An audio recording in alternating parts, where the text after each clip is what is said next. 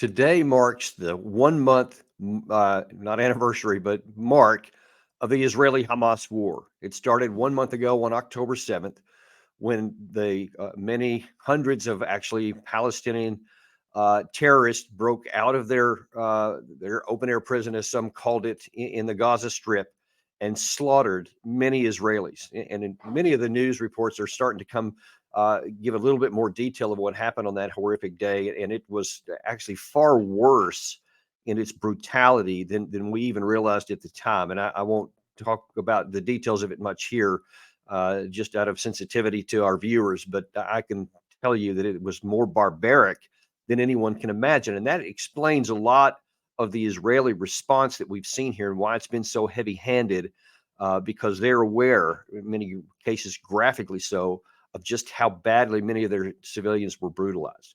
But it finally appears that the Israeli leadership is starting to think about the what next. Now, they've been fighting nonstop since the 7th of October, and it accelerated in recent days, and we're going to talk about that in just a second.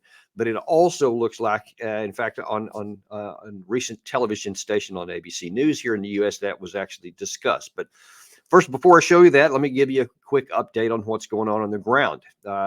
As of now, the month mark, the IDF has almost completed its surrounding Gaza City. And as you can see from the map here, they have moved in the northwest along the coast, in the northeast along Bet Hanun, and then in the south there, they have almost completed severing off the northern part of the Gaza City from the southern part. And one of the big reasons for that is that they want to they want to completely sever any supply lines to the Hamas fighters from any of the food and other kinds of humanitarian supplies that are coming in from the south to try and take care of the Palestinian people.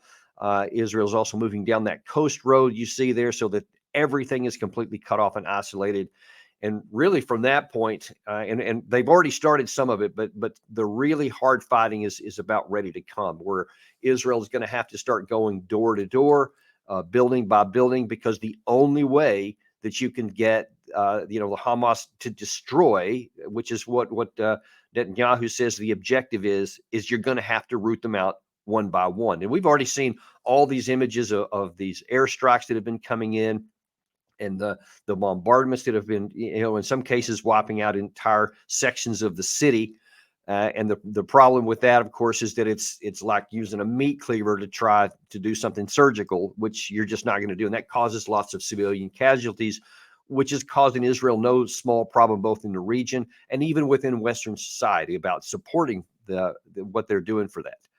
But the issue now is what is going to happen afterwards, after Israel, completes that victory. Let's just say, for the sake of purposes, that they will eventually achieve some sort of tactical victory. Let's say that they succeed at preventing this war from expanding beyond the Gaza Strip. There is not a regional war, and then they are able to eventually bring some sort of stability into the Gaza Strip. The question is, what's going to happen next? Now, on ABC News, Benjamin Netanyahu went on last night to say, here's how he views the thing. Who should govern Gaza when this is over? Those who don't want to continue the way of Hamas. It certainly is not. I think Israel will, for an indefinite period, will have the overall security responsibility, because we've seen what happens when we don't have it. When we don't have that security responsibility, what we have is the eruption of Hamas terror on a scale that we couldn't imagine. Okay, so for those who may not know, Israel had occupied the Gaza Strip for many, many years before they finally left in I think it was 2006 or 2007, when they, allowed the Palestinians to rule themselves, and they got to vote for who they wanted, which ended up being Hamas, as most people do know.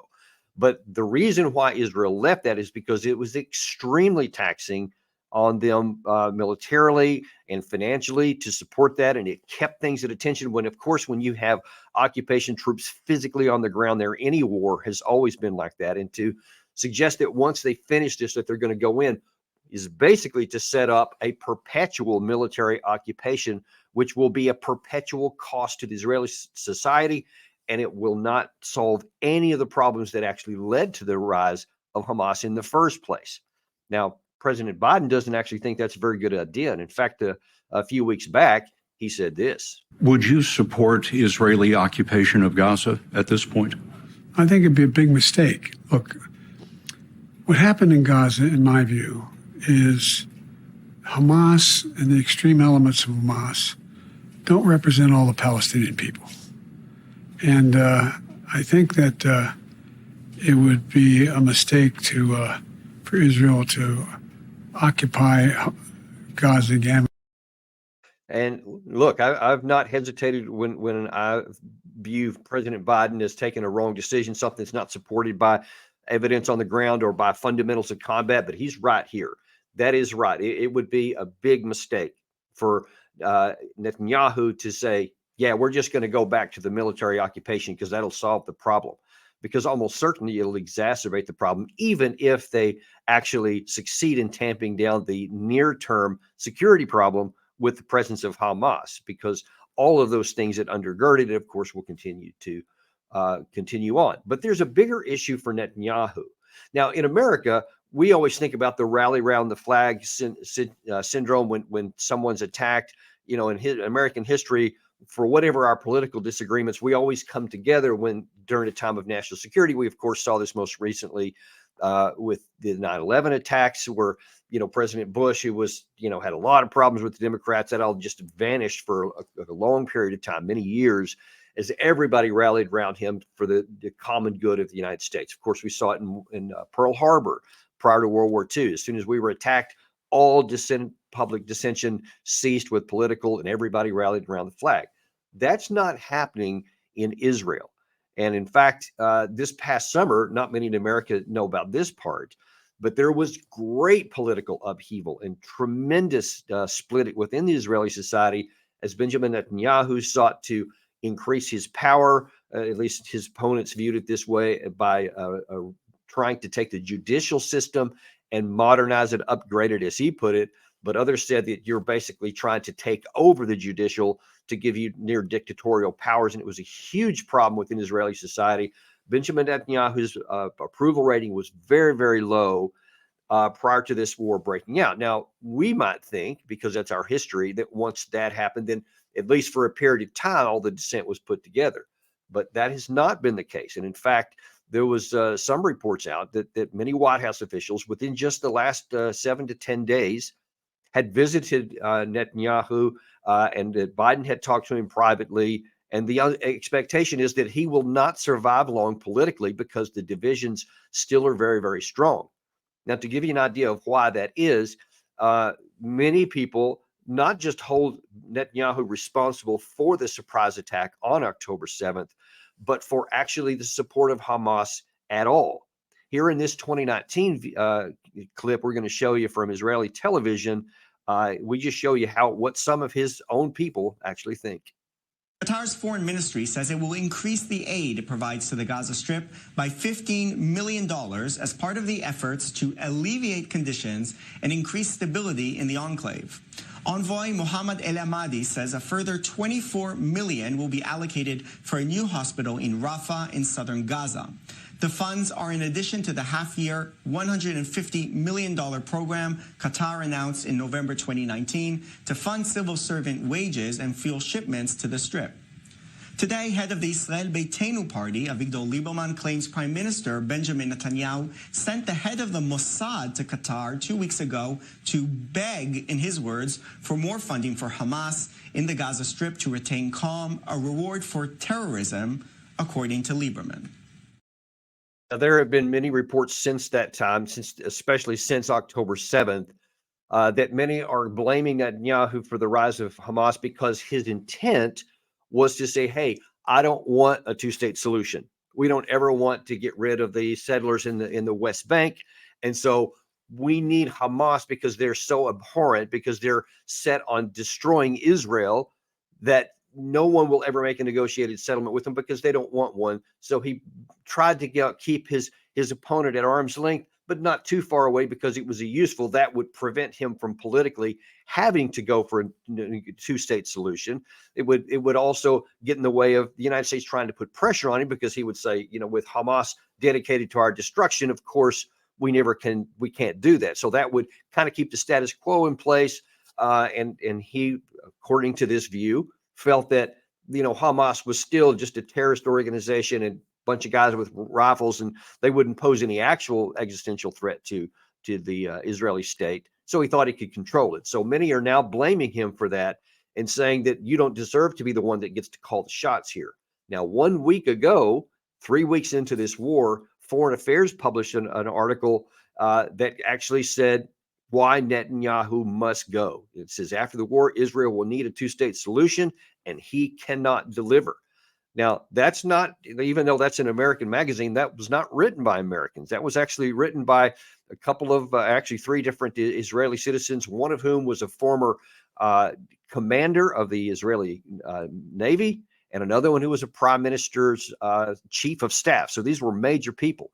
And as you can see there, their conclusion was, as it works to defeat Hamas militarily, Israel must also work to define its long-term strategy. Israeli Prime Minister Benjamin Netanyahu is unfit to direct any of this process, neither the war to defeat Hamas nor efforts to secure a more lasting peace. Israel must prioritize a larger political vision, not just for the sake of reducing tensions with nearby countries and avoiding engulfing the region in violence, but for its own sake. Now, listen, as we again look at this as at a war a month in, Israel's super important that they secure their own national security within their borders, that they keep the war contained to the Gaza Strip, that it doesn't expand even to Hezbollah in the north, and certainly not in a larger war into the region, which could potentially suck the United States in. So we have agency in this, and we have its significant interest in making sure those same things happen. Now, Israel is a long-term friend of the United States, and we certainly wish them nothing but the best, and we want stability both for them and for the Palestinian people. But the issue is what can be done next, and what is Israel going to do to win this? Now, as I've been pointing out, the challenges militarily are still enormous and very difficult.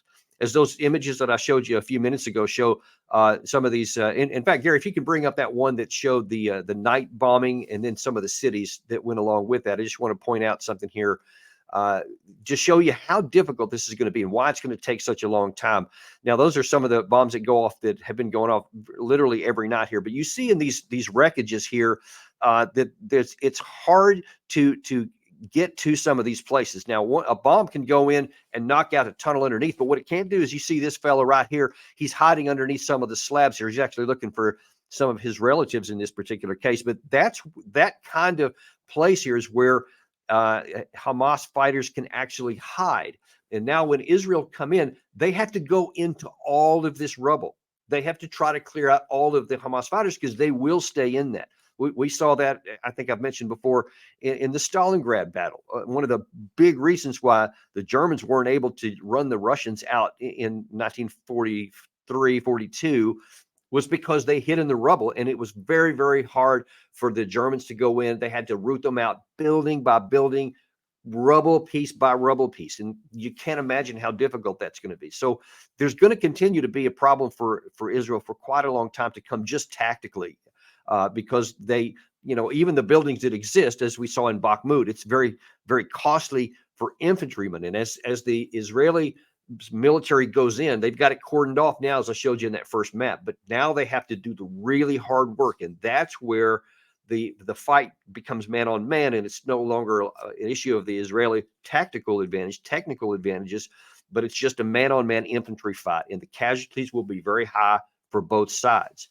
And it remains to be seen just how, forgiving the Israeli people are to their leader if that starts happening, especially if Netanyahu doesn't deliver a quick victory after he's already been blamed for giving the rise to the Hamas situation anyway. So we're going to find out how this thing flows, because America has a great interest in how this works out. I'm sorry. Yeah, I do want to situate that.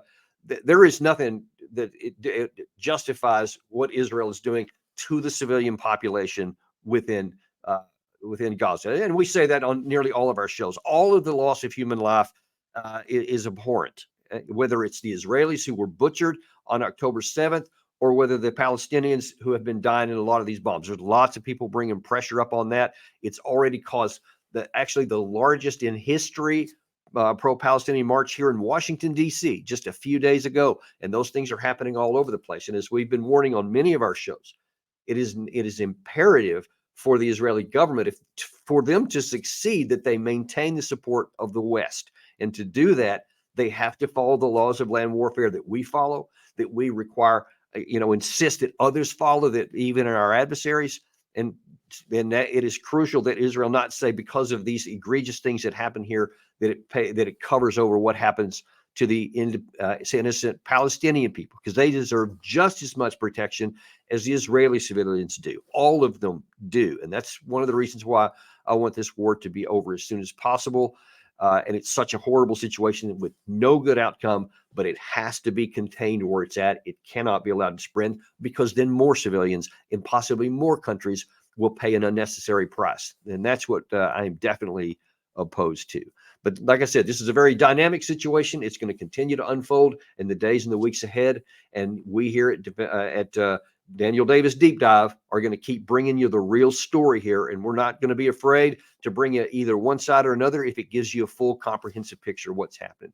We ask you to like and subscribe and continue to share this with your friends, anybody else who wants the truth and doesn't just want a slanted one side or the other. We're going to give it to you, and we'll keep bringing it to you. We'll see you next time. Daniel Davis Deep Dive.